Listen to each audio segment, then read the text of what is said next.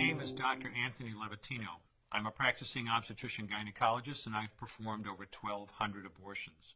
Today I'm going to describe a second trimester surgical abortion called dilatation and evacuation, or D&E. A D&E is performed between 13 and 24 weeks of pregnancy. After administering anesthesia, the abortionist uses a weighted speculum, like this one, that opens the vagina widely. Because second trimester babies are so large, this greater access facilitates a late-term abortion. Late-term abortion requires that the cervix be prepared 24 to 48 hours in advance with laminaria. Laminaria is a type of sterilized seaweed that absorbs water over 8 to 12 hours and swells to several times its original diameter. Once removed, metal dilators can be used to further open the cervix as needed. Once the cervix has been stretched open, the suction tube is placed inside. A baby at 20 weeks gestation is as big as the length of my hand, from head to rump, not counting the legs. The suction machine is turned on, and pale yellow amniotic fluid surrounding the baby is suctioned out through the catheters. With babies this big, they don't fit through catheters this size. The baby's bones and skull are too strong to be torn apart by suction alone. This is a Sofer clamp. A Sofer clamp is made of stainless steel. It's about 13 inches long. The business end is about 2.5 inches long and 1/2 inch wide, and there are rows of sharp teeth. This is a grasping instrument. When it gets a hold of something, it does not let go. The abortionist uses this clamp to grasp an arm or leg. Once he has a firm grip, the abortionist pulls hard in order to tear the limb from the baby's body.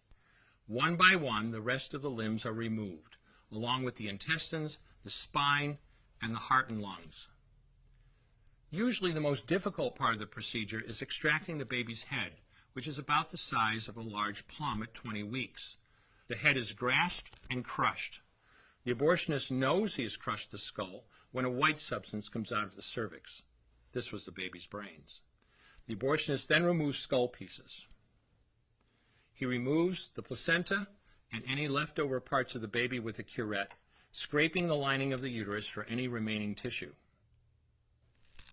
The abortionist then collects the baby parts and reassembles them to make sure that there are 2 arms, 2 legs, and all the pieces. Once all the parts have been accounted for, the abortion is complete. For the woman, this procedure carries a significant risk of major complications, including perforation or laceration of the uterus or cervix, with possible damage to the bowel, bladder, and other maternal organs. Infection and hemorrhage can also occur, which can even lead to death.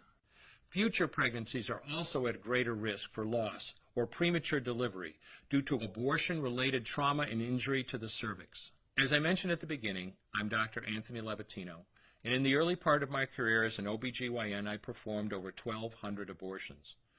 One day, after completing one of those abortions, I looked at the remains of a preborn child whose life I had ended, and all I could see was someone's son or daughter. I came to realize that killing a baby at any stage of pregnancy for any reason is wrong. I want you to know today, no matter where you're at or what you've done, you can change. Make a decision today to protect the preborn. Thank you for your time. I will no longer do any more abortions. When you finally figure out that killing a baby that big for money is wrong, that it doesn't take you too long to figure out it doesn't matter if the baby is this big or this big or this big or maybe even this big, it's all the same. And I haven't done any since then, and I never will.